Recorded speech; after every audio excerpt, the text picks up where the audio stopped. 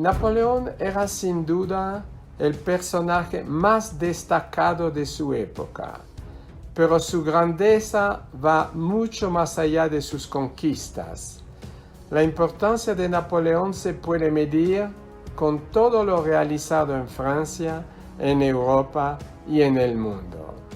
A pesar de un reinado que duró tan solo 15 años, su influencia se extendió más allá de lo que se podía esperar en un periodo tan corto. Suprimió la mayor parte de las instituciones feudales que habían dominado Francia por tanto tiempo y las reemplazó por gobiernos inspirados en los ideales progresistas de la Revolución Francesa. Napoleón ha cambiado los sistemas sociales, políticos, económicos y militares de Francia como de Europa. Se le considera el padre de la modernidad y su reputación no deja de crecer desde su muerte en 1821. Entre otras muchas de sus importantes obras está la creación de un cuerpo de leyes coherentes como las siguientes. El Código Civil. En 1800, Napoleón reunió un comité de expertos que presentó un proyecto en 4 meses, pero él presidió casi la mitad de las reuniones, teniendo un papel muy activo en las deliberaciones. El código contenía varios elementos importantes. A. La laicización de la sociedad. El nuevo código establecía la separación total de la Iglesia y el Estado. Los privilegios del clero fueron abolidos, pero la libertad de culto garantizada. B.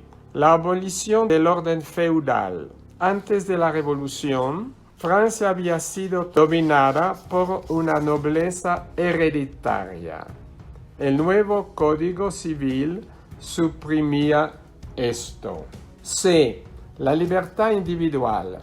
Había igualdad de posibilidades y una más grande libertad del individuo que podía elegir cualquier profesión. Estos privilegios eran inconcebibles antes de la Revolución. D. El matrimonio y la familia.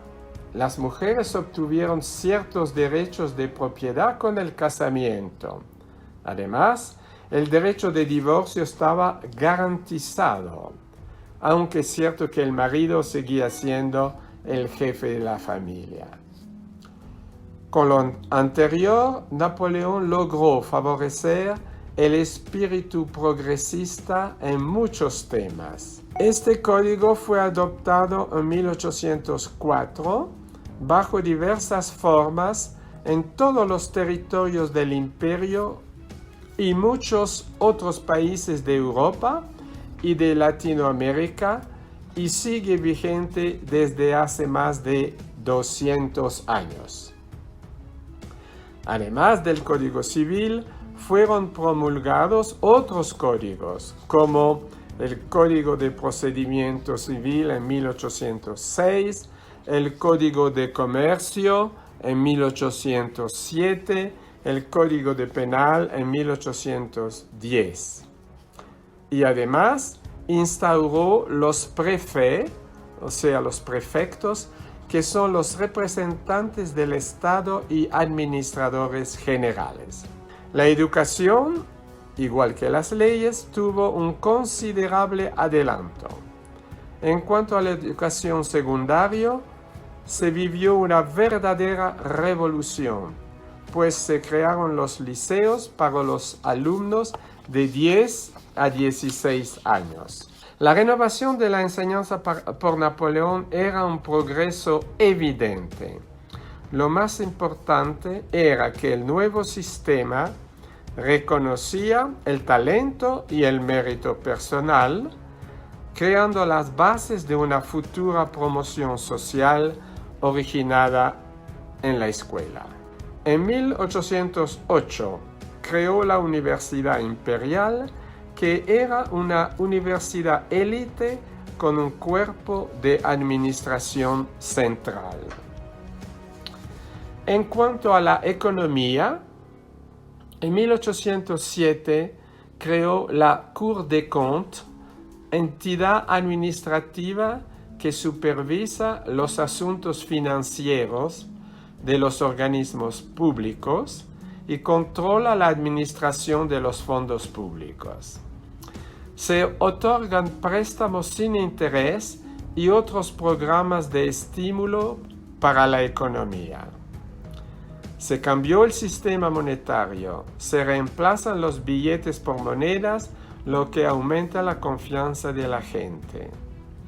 En un año, la economía de Francia se restableció y la deuda había desaparecido. Napoleón había realizado un milagro económico. La reconstrucción de Francia, realizada por Napoleón, consistió, entre otras, en la construcción de varios canales y de 3 puertos importantes, Cherbourg, Brest y Amberes. Construyó la red de carreteras que recorría toda Francia y la pavimentación de las calles de París, utilizando la numeración pares e impares en las calles. Se construyeron arcos de triunfo en Francia y en París se construyó el arco del Carrousel en el Jardín de las Tullerías y el arco de triunfo de l'Étoile fue proyectado durante el reino de Napoleón, pero terminado más tarde. También fue construido el edificio de la Bolsa en 1807. La Iglesia Católica era la religión oficial de Francia antes de la Revolución, pero debido a que la Revolución había confiscado la mayor parte de los bienes eclesiásticos o los había vendido en subasta pública, las relaciones con la Iglesia se habían deteriorado. El Papa quería que la Iglesia fuera restablecida como antes, pero Napoleón le hizo comprender que podía restablecerla, pero como una de las 3 religiones de Francia, la católica, el protestantismo y el judaísmo. El Papa aceptó. El 15 de agosto de 1801, el Papa firmó el concordato que reconoció a la Iglesia Católica el estatuto de una de las religiones de Francia. La Revolución Francesa no había mejorado mucho la situación de los judíos. Napoleón veía en la discriminación contra ellos todo lo que la Revolución había tratado de abolir y quería acabar con ello, a tal punto que en su campaña de Egipto en 1798 llevaba una proclamación en la cual declaraba que Palestina debía ser la nueva patria judía. En París se convocó a una reunión llamada Sanedrín el 29 de noviembre de 1806. Los judíos fueron declarados ciudadanos de pleno derecho y el judaísmo reconocido como una de las 3 religiones de Francia. Para recompensar el valor militar, así como los servicios civiles, creó la Legión de Honor en 1802. Es considerada la más importante condecoración de Francia y una de las más prestigiosas del mundo. Debido a la campaña de Italia, los habitantes se vieron liberados del yugo austríaco. Napoleón creó 2 repúblicas en 1797, la República Cisalpina y la República de Liguria, y ambas repúblicas fueron dotadas de una constitución basada en el modelo francés. En 1806 creó la Confederación del Rin con 16 principados y alentó a estos principados a adoptar reformas como el Código Civil. En Italia y Alemania tuvo un papel muy favorable en la unificación de estos dos países. Resumiendo, del legado de Napoleón, podemos decir que reorganizó completamente las instituciones económicas, legales y educativas de la nación. Al centralizar las instituciones francesas, transformó el país, llevándolo a un grado de unión inédito. Napoleón logró unificar Europa. Su dominación tuvo consecuencias involuntarias, la expansión silenciosa del nacionalismo y la ocupación de España, que contribuyó al desarrollo de los movimientos independentistas en el continente latinoamericano. Centralizador, unificador, Napoleón es también reconciliador. Lo es por el Concordato de 1801 y porque todos los franceses son iguales ante la ley.